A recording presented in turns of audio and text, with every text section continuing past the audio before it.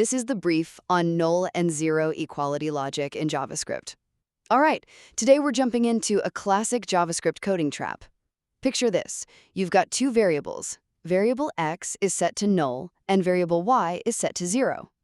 Now, figuring out if these two empty values are the same seems simple, right?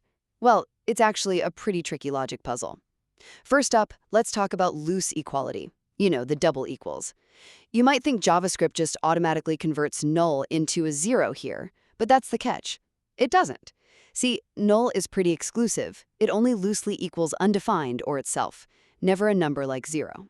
So that first result is false. Next, we've got strict equality, the triple equals. Think of this one like a really strict bouncer.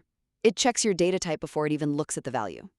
Since x is a null type and y is a number, they're just completely different. The bouncer denies entry right away. So what's the final answer? Because both checks fail, your console is going to log false, followed by another false. Ultimately, even though null and 0 both look like empty values, they act like total strangers in JavaScript logic. It's a sharp reminder that in code, emptiness doesn't always equal 0.